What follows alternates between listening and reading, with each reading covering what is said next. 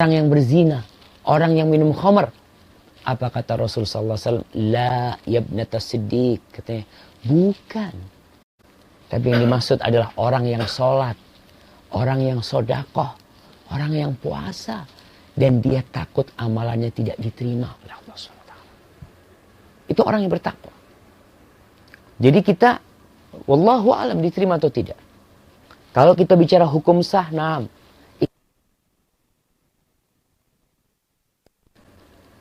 dari mana? Dari rukun, syarat, dan wajibnya dilaksanakan, dipenuhin, sah. Diterima atau tidak, ini urusan beda nih. Karena ada urusan yang berkaitan dengan niat. Oke, dia niat sholat. Nah, niat sholat itu yang membedakan antara dia sholat dengan tidak sholat. Tapi lillahi ta'ala dan tidak lillahi ta'ala beda lagi. Dia kalau ria, apakah Allah akan terima dari ibadah yang ria? Walaupun syarat dan rukunnya lengkap. Enggak.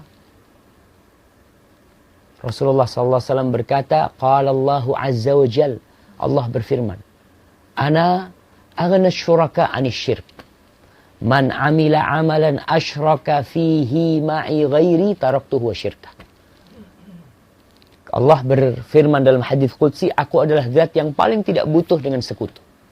Maka barang siapa yang beramal satu amalan, dia sisipkan dalam amalan itu sesuatu selain aku, maka aku tinggalkan dia dengan apa yang dia niatkan.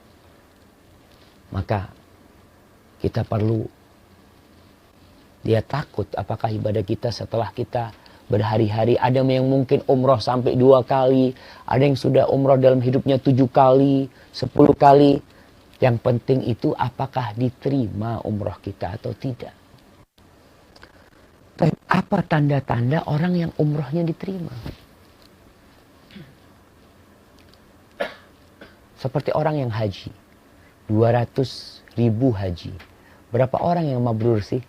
Yang katanya tidak ada balasan yang pantas buat orang yang hajinya mabrur kecuali surga Allah Subhanahu wa taala. Allahu a'lam. Di antara tanda. Jadi ada tanda sebelum umroh, ketika umroh, dan setelah umroh. Kita bicara setelah umroh, kita udah pulang. Mau pulang. Salah satu tandanya adalah dia jadi lebih baik. Hal jazaul ihsan ilal ihsan. Tidaklah balasan untuk kebaikan kecuali kebaikan. Jadi kalau kita pulang dari umroh nih, kita jadi lebih baik. Yang awalnya ketika berangkat umpamanya orangnya suka emosi. Tidak menahan emosi. Suka marah. Kalau malah keluar kata-kata yang tidak diridhoin oleh Allah SWT. Pulang umroh dia berubah. Insya Allah diterima nih umrohnya. Karena sifat orang-orang bertakwa itu Allah sebutkan. Wal kadhiminal ghaidh. Dia orang yang suka menahan emosinya. Tadi kita bicarakan yang diterima hanya dari orang yang bertakwa. Kalau pulang dari sini dia tambah bertakwa, dia tambah bisa menahan emosinya, insya Allah umrohnya diterima. Tapi kalau pulang, Masya Allah, ibu-ibu masih suka ngangkat suara sama suaminya. Masya Allah. Masih suka suaminya datang, suka ditanya suaminya. Kalau ditanya, Mas, mau yang panas atau yang dingin, insya Allah umrohnya diterima. Tapi kalau tanya sama suaminya, dari mana bang? Kok lama banget nih? Subhanallah, suaminya baru datang capek ditanya dari mana. Dudukkan dulu suaminya. Kasih minuman yang dia sukain pijat. Masya Allah, abang kok lama banget bang ya? Dari mana tuh? Insya Allah nih diterima umrohnya. Artinya ada perubahan sikap jamaah. Dia menjadi lebih baik. Sikap kepada orang tuanya, sikap kepada suami atau istrinya, sikap kepada tetangganya, kepada anak buahnya. Jadi orang itu bisa merasakan orang ini pulang umroh, Masya Allah. Jadi lebih baik dia. Jadi orang pun insya Allah bisa menilai. Karena ada orang-orang yang melihat, ada Pak Haji berapa kali berangkat haji kata dia. Kelakuannya tetap aja. Nah, kita lihat. Ada orang-orang yang haji berulang kali. Kelakuannya tetap rentenir umpamanya. Ada bapak-bapak haji yang ya nggak banyak ya insya Allah ya. Ada yang berangkat dengan uang rentenir, pulang, alhamdulillah kata dia, alhamdulillah Ustaz, Ana pulang dari umroh tambah lancar rentenirnya. Umpamanya dia mengatakan bisa jadi itu. Tambah banyak untungnya umpamanya dia mengatakan seperti itu. Maka di antara tanda-tanda diterima adalah orang itu menjadi lebih baik. Tanda diterimanya Ramadan kita jadi lebih baik. Ada perubahan sikap. Umpamanya Ustadz, ana ketika sebelum umroh, ana jarang ke masjid sholat. Dengar azan sih, ana ya kadang-kala datang, kadang-kala nggak datang. Hati meremehkan. Setelah pulang dari umroh, Masya Allah Ustaz, 3 hari ke masjid terus. Habis itu nggak lagi. Jadi cuma 3 hari doang. Jadi pengaruhnya umrohnya cuma 3 hari gitu. Habis itu setahun, orang kalau kayak gini berarti harus sering umroh. Karena pengaruhnya itu ngecasnya ternyata cuma 3 hari. Ada baterainya yang apa? Bukan lowbat. Soak baterainya memang. Ada baterainya nggak bisa Allah. Kayaknya harus ganti baterainya kadang-kala jemaah. Maka paling tidak dilihatlah jemaah. Dan kita melakukan perubahan itu karena Allah. Artinya kemarin kita bicarakan orang yang membotak rambutnya. Alhamdulillah. Kita semua udah botak rambutnya. Ketika bercermin. Dibuka umpamanya. Ya Allah, kata dia. Sudah umroh aku ini kan. Insya Allah. Paling tidak. Dia merasa aku nggak boleh kayak yang kemarin. Aku udah berubah. Buktinya apa? Rambutku, rambut yang mungkin kemarin banyak dosa. Yang banyak kelakuan tidak benar. Itu sudah pergi dengan kita bertahallul. Maka paling tidak orang melihat dengan kepala kita botak, fulan pulang umroh. Tunjukkan sikap kita, tapi semua karena Allah Subhanahu wa taala, bukan pura-pura. Namun jamaah, al-ilmu bit-ta'allum wal hilmu bit-tahallum. Orang dapat ilmu itu karena belajar. Orang bisa penyabar itu karena usaha untuk sabar. Artinya kadang-kala kita pulang Ustaz, anak tetap aja emosional. Tetap aja gampang marah. Nah, dengan pulang umroh paling tidak ada harapan anak mau berlatih untuk jadi sabar gitu. Dia latihan. Umumnya orang berangkat pelit.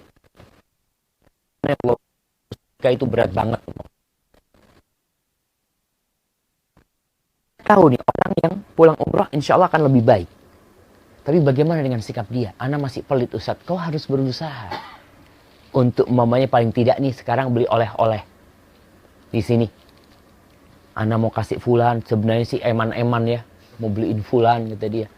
Aduh fulan lah kasih yang harga 3 real udah seneng. Kadang-kadang kita melihat seperti itu. Nggak ada masalah. Kita berusaha untuk jadi lebih baik. Kita beli. Oh ternyata kita pulang Ustadz, ana ada sohib Ustadz, ana tidak bertegur sapa sampai dia 1 tahun. Umpamanya, pulang umroh datengin tuh.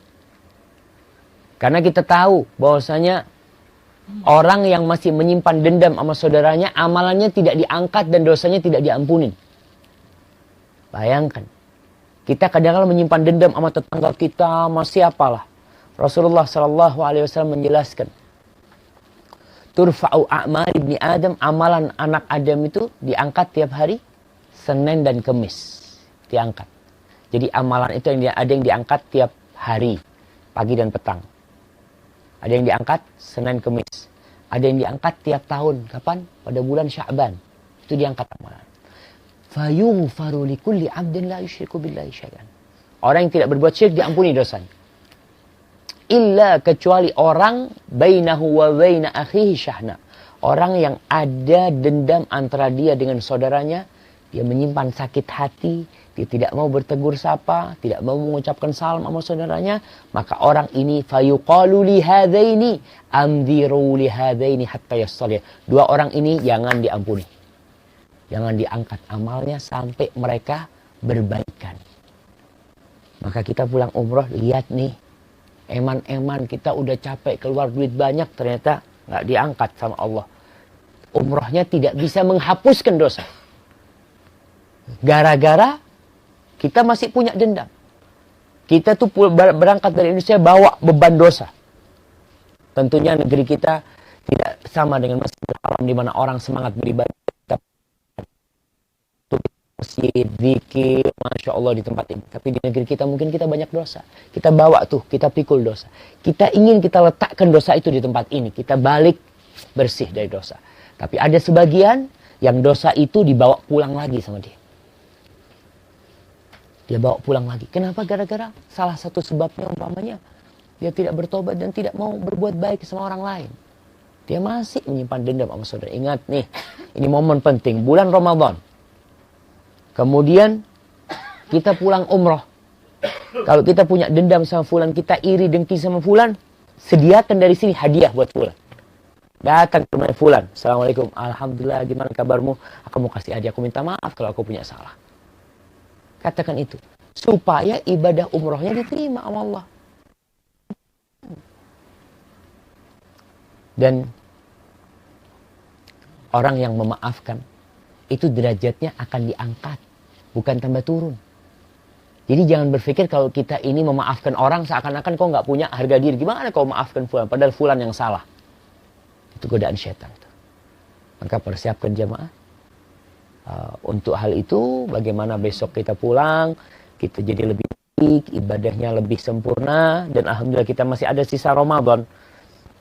Kita bisa menyempurnakan. Dan anak ingin memperingatkan yang kemarin berbuka.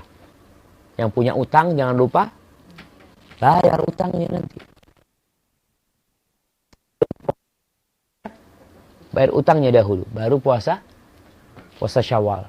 Dan besok kepulangan kita pun, kalau ada yang tidak ingin berpuasa, nggak apa-apa. Umpamanya Ustaz kayaknya berat, setiap anak capek, dia berbuka, tapi tetap utang itu dibayar. Karena insya Allah kita sampai ke negeri kita waktu buka.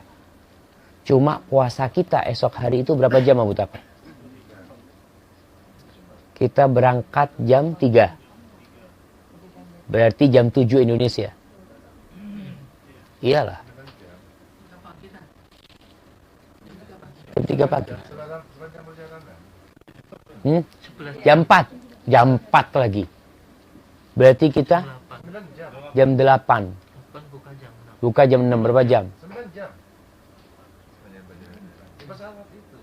Iya. Puasanya.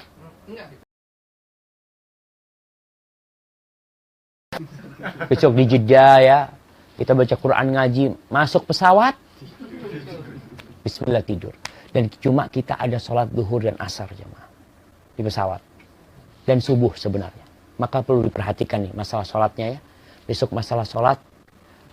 Sholat subuhnya. Kemudian waktu subuhnya itu akan cepat. Nggak mungkin semuanya sholat. Nggak mungkin. Tapi kita yang sudah punya wudu, ya udah sholat sebisa mungkin. Kita bisa ngadep kiblat. Nggak bisa ya sholat di tempat itu. Besok kondisinya seperti itu. Zuhur asar kita di pesawat. Cuma waktunya cukup panjang. Artinya bisa gantian sholat di musola. Jadi jangan meremehkan. Maksudnya meremehkan ini, oh nggak bisa Ustaz, capek ini itu. Ya dicoba dulu. Kan ada ibu-ibu, bapak-bapak yang Masya Allah udah nyaman sama tempat duduknya. Seret, ambil apa? Tayamum. Allahu Akbar. Padahal sebelahnya musola. Dan dia lihat kosong musolanya. Kamar mandi dekat. Maka tetap harus ada usaha. Umpamanya karena waktunya cukup panjang, kita bisa ambil wudhu umpamanya. Ingat kita kan jam 6 sore nyampe. Berarti waktu zuhur dan asar berapa jam yuk? Di pesawat ya, dalam kondisi kita di pesawat. Untuk melaksanakan sholat zuhur dan asar, berapa jam? 6 jam. Anggap 5 jam lah. 5 jam waktu untuk sholat zuhur dan asar. Artinya insya Allah untuk ke musola itu bisa gitu loh. Dengan jumlah kita yang cuma 28. Kita jangan, kenapa? Terserah. Terserah. Jadi kan lihat waktunya. Kalau sudah masuk waktu asar berarti di takhir. Karena ada yang capek Ustaz, anu tidur terus Ustaz gitu. Bangun baru asar. Ya udah berarti di takhir. Tapi yang ada yang nggak bisa tidur, ya ditakdim. Usahakan jumlah kita cuma 28. Jangan berpikir Ustaz pesawat itu jumlahnya berapa? 400 orang. Nah, cuma nggak semuanya ke sholat di mana? musola itu tidak semuanya. Yang sadar untuk sholat di musola itu tidak semuanya. Kita usahakan sesempurna mungkin.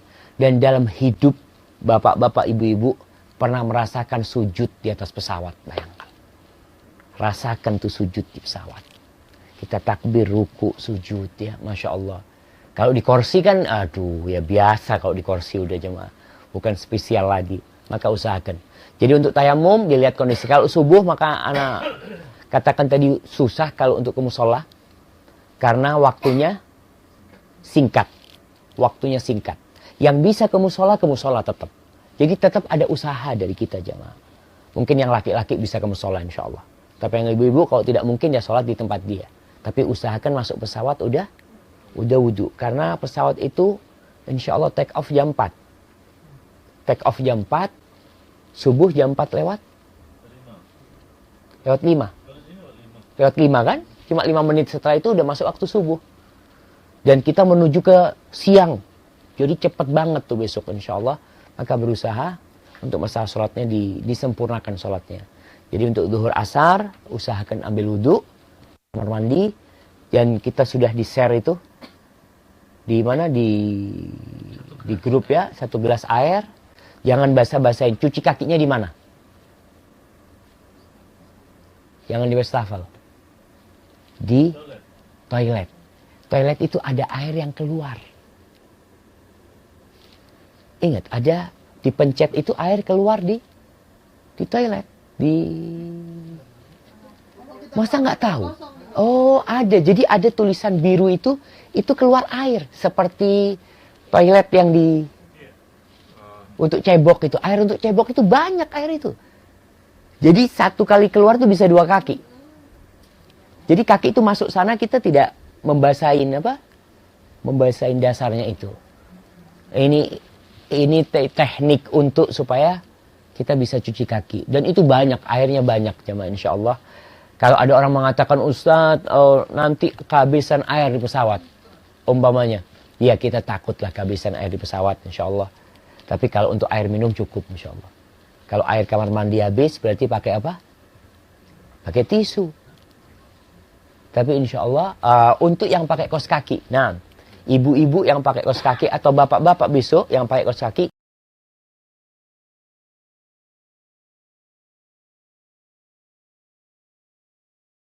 Cetak kaki dan tidak transparan. Kaos kakinya kaos kaki yang menutup kulit gitu ya. Jadi atasnya aja diusap, bukan semuanya diusap, atasnya aja. Itu yang disebut al-mashu alal khuffain ya. Yang disebut al-mashu alal khuffain. Jadi lakukan itu untuk besok ya. Kemudian adab safar yang perlu diingat, baca doa pulang. Apa doa pulang safar? Sama sebenarnya, doa safarnya sama, tapi plus doa pulangnya. Allahumma aibuna abiduna li rabbina hamidun. Itu dibaca itu dimaknai artinya, ya Allah kami kembali kepadamu ya Allah, segala puji bagi Allah, kita bisa balik ke negeri kita dalam kondisi kita bertaubat, dalam kondisi kita memuji Allah, karena semua kemudahan yang kita rasakan ini bukan karena travel, bukan karena Imam Syafi'i, bukan karena handle-nya yang di sini, bukan karena mutawifnya, bukan karena ustadznya, sama sekali semua kemudahan itu karena Allah yang memberikan kemudahan kepada kita. Maka siapa yang dipuji? Allah. Dalam perjalanan itu kita dianjurkan untuk ada amirus safar. Ada komando. Soalnya kalau nggak ada komandonya, ya kayak sekarang nih. Umpamanya, Ustadz, ana kayaknya mau nambah sehari Ustadz. Jamaah mau pulang, ya terserah ana mau nambah sehari. Nggak bisa lah. Harus pulang bareng-bareng nih. Karena memang kondisinya ya ada amir safar yang menentukan perjalanan kita dari tanggal sekian sampai tanggal sekian. Mulai besok kita jam 2 akan keluar. Mungkin Ustaz, kenapa nggak ba'dal maghrib Ustaz? Kan enak kita berbuka dulu di sini umpamanya. Banyak hal yang tidak mungkin kalau kita ba'dal maghrib umpamanya keluar. Yang pertama kita harus check out jam 2. Nggak mau Ustaz, kita akan di masjid. Taib di masjid. Bis itu nggak bisa masuk kecuali setelah taraweh. Dan gambling juga itu masuknya nanti. Jadi banyak kesulitan. Makanya besok kita keluar jam 2. Kemudian kita akan menuju ke kota Jeddah. Maka sisa waktu ini manfaatkan untuk apa? Untuk beribadah. Tawaf masih bisa, yang mau tambah tawaf malam ini 1 kali, besok pagi sekali umpamanya ya. Atau yang bapak bisa 7 kali, kali 7 karena naik apa? Naik motor kan. Kalau 7 kali berarti 700 real. 700 real bayarnya. Nah, hadza wallahu alam bisawab, itu yang bisa kita sampaikan pada kesempatan kali ini. Mudah-mudahan kebersamaan kita selama di Masjid Nabawi dan di Masjidil Haram, kemudian di kendaraan, di base ya, itu menambah keimanan dan ketakwaan kita kepada Allah, menambah rasa ukhuwah di antara kita bersama. Kalau ada pertanyaan silahkan.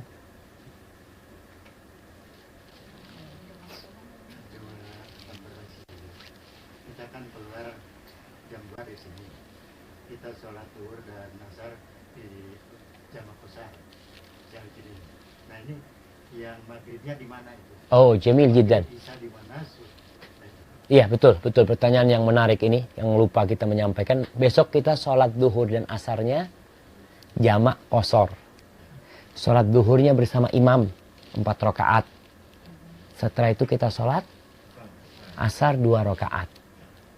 Itu untuk esok hari. Adapun maghrib dan isya nanti akan disampaikan oleh Ustadz Afza mungkin tentang perjalanan kita. Kemungkinan kita sholat maghrib dan isya itu, maghrib mungkin kita akan sholat di jalan, atau kita akan jamak maghribnya sama isya, sehingga kita sholat maghribnya ditarik ke isya, langsung terawih, bukan di bandara. Kita insya Allah akan terawih itu di tengah-tengah kota Jeddah. Kita akan terawih di sana besok. Jadi kita kemungkinan dari sini jam 2, anggap jam 3 baru bisa jalan. Estimasi berapa jam Ustaz Afza?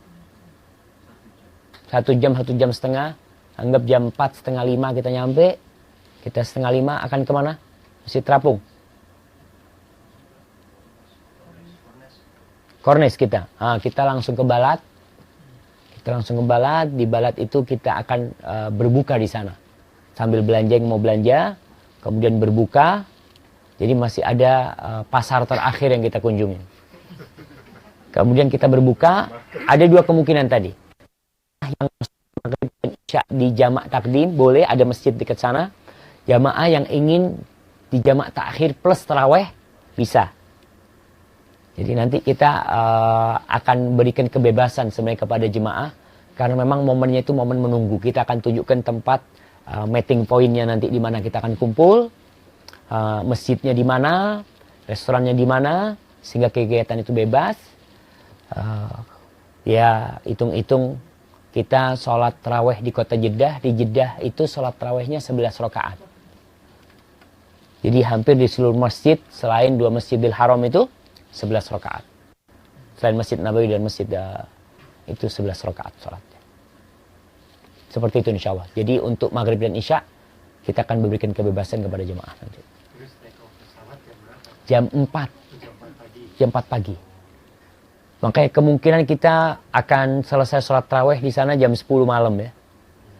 Jam 10 malam baru kita menuju ke bandara nanti. Nah.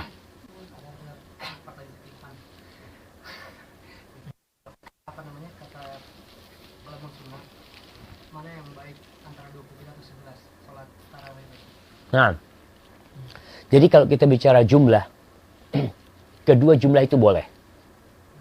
Kedua jumlah itu bisa dikatakan dua-duanya sunnah. Rasulullah SAW hanya mengerjakan 11. Tapi beliau memberikan kebebasan kepada para sahabat untuk berapa aja sholat. Rasulullah SAW mengatakan sholatul lail mathna mathna. Sholat malam itu dua-dua. Fa'idha khasyital fajra fa'utir biwahidah. Kalau engkau takut dengan subuh, dengan fajar, maka tutuplah dengan witir 1 rakaat. Dari hadis ini para ulama menyimpulkan kalau memang Nabi SAW memberikan kebebasan. Sehingga di masa Umar bin Khattab itu ada 2 riwayat. 11 dan 23. 11 dan 23. Riwayat 23 pun kuat. Imam Malik disebutkan ada riwayat 36 rakaat sholatnya. Kemudian para ulama melihat kepada kondisi orang. Jadi ada orang yang kuat berdiri lama. dia kuat berdiri umpamanya sampai 2 lembar. Maka dia cukup 11 mungkin. Untuk dia banyak dapat bacaan Qur'annya, mungkin 11 buat dia cukup sudah. 11 rakaat dikali 2 lembar, sudah 1 juz kira-kira. 1 juz kan 20 halaman kan kira-kira seperti itu. Cuma ada orang yang nggak kuat. Maka di masa Umar bin Khattab, Umar itu membagi imam tarawih itu dibagi 3. Yang bacaannya cepat, agak cepat 30 ayat. Yang bacaannya pertengahan 25 ayat. Satu rakaat itu. Yang bacaannya agak lambat 20 ayat. Seperti itu. Jadi ada kondisional yang menentukan bagaimana ibadah kita sebenarnya nantinya. Kembali kita nyamannya yang mana? Umpamanya Ustadz ana 11. Oh, fadhol 11. Tapi kalau Nabi sendiri nggak pernah melaksanakan 23? Enggak. Jadi kalau kita lihat ya, perbuatan Nabi dan ucapan, mana yang lebih diutamakan? Ucapan Rasul sallallahu alaihi wasallam. Makanya contohnya, Nabi alaihi salatu wasallam itu pernah sholat duha atau tidak? Ada riwayat yang mengatakan tidak pernah. Iya. Makanya sebagian mengatakan tidak sunnah sholat duha itu. Tapi ucapan-ucapan Rasul sallallahu alaihi wasallam menjelaskan kalau beliau menyuruh sholat duha. Mana yang lebih diutamakan? Ucapan Nabi alaihi salatu wasallam. Terkadang Rasul sallallahu alaihi wasallam meninggalkan sesuatu itu karena takut memberatkan umatnya. Jadi seperti itu. Jadi kalau ada perbuatan Nabi alaihi salatu wasallam dengan ucapan, maka yang dikuatkan ucapan karena perbuatan bisa jadi itu kekhususan buat Nabi alaihi salatu wasallam. Nabi melakukan hal itu. Umpamanya para sahabat itu melihat Nabi sallallahu alaihi wasallam nyambung puasa. Nabi itu pernah nyambung puasa 2 hari atau sampai 3 hari, nggak berbuka. Sedangkan sabda Nabi alaihi salatu wasallam mengatakan, "Ma zalat ummati bi khair, la tazalul ummatu bi khair." Orang umatku akan selalu dalam kebaikan selama dia ajjalul fitra wa akhirus sahur. Mensegerakan berbuka dan mengakhirkan sahur. Nabi alaihi salatu wasallam wisol, menyambung puasanya. 3 hari. Bayangkan, besoknya itu puasa lagi tanpa berbuka, tanpa sahur. Jangan berbuka, sahur, berbuka enggak, sahur enggak. Itu sahabat ada yang mau ikut Nabi alaihi salatu, dilarang sama Nabi alaihi salatu wasallam. Akhirnya Nabi mengatakan, fa innahu yut'imuni rabbi wa yaskini. Aku ini beda sama kalian. Allah itu memberikan makan dan minum kepada aku. Dengan dengan ayat-ayat dan rahmat Allah, bukan dengan makanan ya. Kalau makanan berarti Nabi sama aja, nggak nyambung puasanya gitu. Akhirnya sebagian sahabat itu maksa mau nyambung puasanya. Rasul sallallahu alaihi wasallam akhirnya nyambung puasa sama mereka. Ayo kita sambung. Ternyata besoknya udah Idul Fitri. Idul Fitri. Jadi 29 hari ternyata Idul Fitri. Jadi mereka tidak bisa nyambung sampai 3 hari. Seperti itu. Nabi alaihissalatu membolehkan man kana muwasilan falyuwasil ila sahur. Barang siapa yang ingin puasanya nyambung, boleh nyambung sampai sahur. Tapi nggak boleh sampai berbuka esokan harinya, nggak boleh. Jadi ini kita lihat sabda Nabi alaihissalatu wassalam menyuruh segera berbuka. Tapi perbuatan Nabi malah nyambung. Mana yang lebih diutamakan? Sabda Nabi alaihissalatu wassalam. Jadi seperti itu. Oh iya, karena tadi kalau perbuatan itu bisa jadi ada kekhususan buat Nabi alaihissalatu wassalam. Seperti itu. Nah. Untuk kita masih ada di sini, walaupun masih 1 hari lagi, ketika kita sholat 5 waktu atau sholat sunnah di Masjid Haram di pelataran Ka'bah, mana yang lebih afdol kita ketika kita sholat, kita khusyuk tempat kita sujud atau kita lebih baik memandang Ka'bah? Nah, kalau kita bicara lebih baik, Rasulullah SAW menyuruh kita ngelihat ke tempat sujud kita. Nah, tapi melihat Ka'bah nggak apa-apa. Artinya para sahabat Nabi SAW ditanya, kalian tahu dari mana Nabi itu kalau sholat duhur baca sallallahu alaihi wasallam? Kalau Nabi SAW itu membaca, taunya dari mana? Dari mana taunya? Maksud dari sini. Taunya dari mana? Masa kelihatan dari belakang? Jenggot yang di sini kelihatan. Kalau yang di sini kelihatan.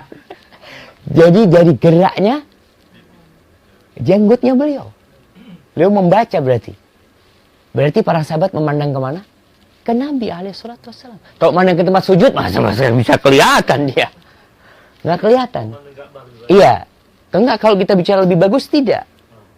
Tidak lebih bagus. Sekarang mana yang lebih membantu kita khusyuk? Kalau memandang ke Ka'bah, kalau sholat di pelataran nggak kelihatan Ka'bah. Kelihatan dari mana Ka'bah? Sholat di pelataran. Oh, di dalam sana, di tempat tawaf. Nah, bukan pelataran Masjidil Haram ya, bukan tempat tawaf. Jangan kalau kita ngelihat Ka'bah malah ngeliatin orang. Insya Allah itu bawa anak tuh. Oh iya, kita kalau bicara sholat soft semuanya ketika sholat fardu umpamanya. Yang kita lihat tadi lebih khusyuk mana kita? Kalau kita melihat Ka'bah akhirnya melihat keindahannya Ka'bah. Bagus banget ya. Itu tulisannya apa? Oh, garis yang ini itu rukun Yamani ya. Nggak tahu rukun Yamani. Allahu Akbar. Jadi intinya kekhusyuan kita. Melihat ke tempat sujud itu lebih membantu khusyuk sebenarnya. Karena apa? Karena kita nggak ngelihat apa-apa gitu loh. Kita tempat sujud. Cuma kadang-kala tempat sujud ada apa? Ada sandalnya orang. Nih orang naruh sandal nggak bener juga nih, gimana sujud? Jadi intinya yang lebih membantu khusyuan kita cuma sunnahnya memang memandang ke tempat sujud. Ketika sholat zuhur sama asar, kadang imam tuh lama sujud rukuknya. Apakah kita setelah baca Fatihah kita baca ayat yang lainnya? Boleh nggak? Yang ketika berdiri. Iya, ketika berdiri, rakaat pertama, rakaat kedua kan. Panjang. Karena imamnya lama rukuk. Kita bagaimana? Boleh nggak kita setelah baca Fatihah kita bisa baca surat? Nah, iya. Jadi memang kan setelah sholat waktu sholat zuhur kita kan 2 rakaat dianjurkan baca surat. 2 rakaat baca Al-Fatihah aja. Boleh juga baca surat di 2 rakaat terakhir. Ketika imamnya panjang, kita setelah baca Al-Fatihah, kita baca surat. Baca surat. Loh, memang sunnahnya baca surat. Bukan boleh. Kalau boleh kan berarti tidak dianjurkan. Takutnya nanti malah membatalkan. Enggak. Baca surat itu dianjurkan baca surat. Mau baca Al-Baqarah umpamanya. Tapi yang jelas ketika imam ruku, kita harus ikut ruku. Jangan nunggu selesai bacaan kita. Seperti itu. Barakallahu fiik. Kalau Duh, sama asar ini. Kalau ketika imam sholat fardu, maka diperintahkan untuk sholat yang jahriyah seperti Jumat, Maghrib, Isya dan Subuh, maka makmum lebih utama mendengarkan imam. Bacaan imam. Kalau Al-Fatihah? Iya, sama. Lebih baca boleh, tapi mendengarkan lebih utama. Nah, jadi Rasulullah SAW pernah melarang. Nabi SAW pernah para sahabat itu kalau Nabi baca, mereka baca. Jadi mereka di belakang juga ada suara-suara rame itu. Mengganggu. Akhirnya sama Rasul SAW dilarang. Illa bifatihatil kitab. Kecuali kalau Fatihah. Para ulama menjelaskan larangan perintah setelah larangan itu. Kalau ada perintah setelah larangan, berarti perintahnya itu menunjukkan kebolehan. Boleh. Seperti perintah Allah di surat Al-Baqarah. Allah mengatakan, Uhilla lakum laylatas siyamir rafathu ila nisaikum. Hunna libasul lakum wa antum libasul lahun. Alimallahu annakum kuntum takhtanuna anfusakum fataba alaikum wa afa ankum.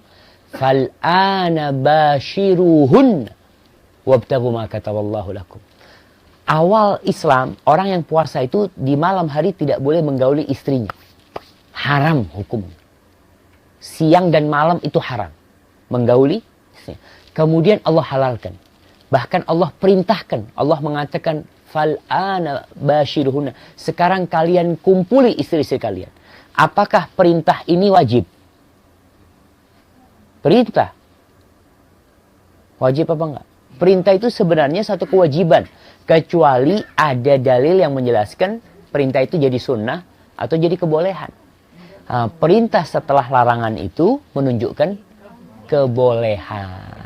kebolehan. Makanya khilaf di antara para ulama, ada yang mengatakan wajib baca Al-Fatihah ya, walaupun imam baca kita harus baca. Memang ada pendapat yang mengatakan hal itu. Cuma ana melihat boleh membaca. Tidak boleh juga tidak membaca. Ketika imamnya jahriyah, boleh tidak membaca, cukup mendengarkan. Oh, ya. Barakallahu fikum. Nah. Ya. Itu mau nanya untuk yang masalah puasa.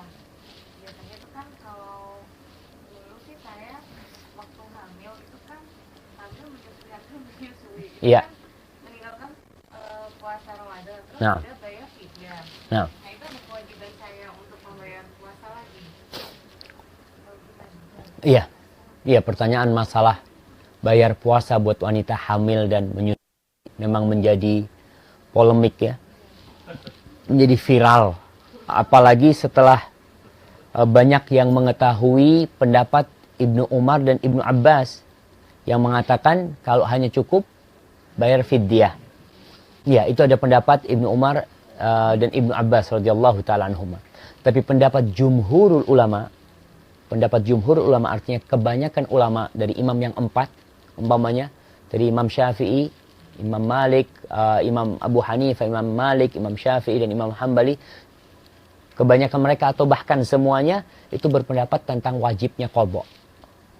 Semuanya mengatakan wajibnya qadha. Cuma terjadi perbedaan pendapat di antara mereka, apakah dengan qadha ada fidyah? Apakah cukup qadha saja? Ada yang mengatakan cukup qadha saja. Ada yang mengatakan fidyah. Kapan fidyah? Fidyah itu kalau dia meninggalkan puasa karena takut sama anaknya. Tapi kalau dia meninggalkan puasa karena memang dirinya yang tidak mampu, maka dia cukup qadha. Tapi kalau takut sama anaknya berarti dia qadha plus fidyah. Ini pendapat jumhur ulama ya. Jadi mana yang mau diikutin umpamanya? Kalau yang mau ikut pendapatnya Ibnu Abbas dan Ibnu Umar, dan pendapat mereka cukup kuat, Anda lihat ya, perlu diperhatikan masalah yang datang bulan dan nifas. Perempuan yang datang bulan ketika menyusui, atau wanita yang melahirkan tanggal 29 Sya'ban, berarti full Ramadan dia dalam kondisi nifas, menyusui dan nifas. Dia wajib qadha apa bayar fidyah menurut pendapat Ibnu Abbas? Qadha. Karena dia meninggalkan puasanya bukan dikarenakan menyusui, tapi karena dia haram berpuasa. Dia sedang nifas, haram nifas itu puasa. Walaupun mampu dia haram. Mamanya ketika datang bulan, 7 hari dia datang bulan sambil menyusui, dia 7 hari datang bulan. Yang 7 hari ini wajib mengqadha. Karena dia meninggalkannya bukan karena menyusui, tapi karena haram berpuasa buat dia. Maka perlu diperhatikan hal ini. Karena sebagian orang berpendapat dengan pendapat Ibnu Abbas, tapi tidak memperhatikan hal-hal yang menjadi kelaziman fatwa itu. Yang nifas tetap bayar qadha. Yang datang bulan tetap bayar qadha. Karena dia meninggalkan puasanya bukan karena faktor menyusui, tapi karena tidak boleh berpuasa. Karena ada perempuan kuat dia menyusui. Terus terang jamaah, anak punya istri itu Masya Allah. Ketika dia hamil, malah dia seneng. Puasanya bisa full. Ada perempuan yang kuat. Artinya ketika Ramadan, dalam kondisi hamil dia puasa full. Tapi ada wanita yang lemah. Kalau dia puasa bahaya sama bayinya. Dia akan lemah. Kemudian menyusui umpamanya. Ada wanita menyusui. Kisah Ibnu Umar melihat salah satu ibu anak-anaknya dari budak itu nyusuin kalau nggak salah sehingga dia jadi lemes. Akhirnya disuruh berbuka. Tapi ada orang yang menyusui dalam kondisi kuat.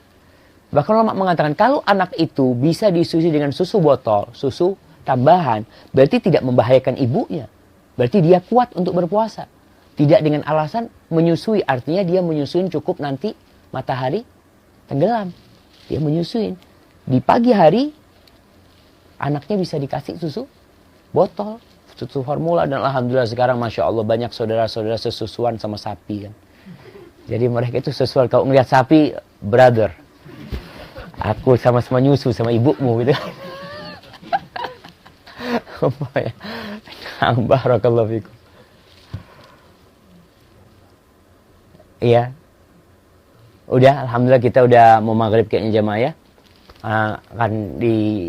Akan ada pengumuman, akan ada penjelasan dari tour leader kita, dari Abu Tako atau dari Ustadz Afza tentang perjalanan kita besok sampai menuju ke Jakarta insyaallah, tentang perbekalan yang harus dipersiapkan, tentang apa-apa yang tidak boleh dibawa umpamanya besok, supaya jangan sampai kita kecewa, kita membawa sesuatu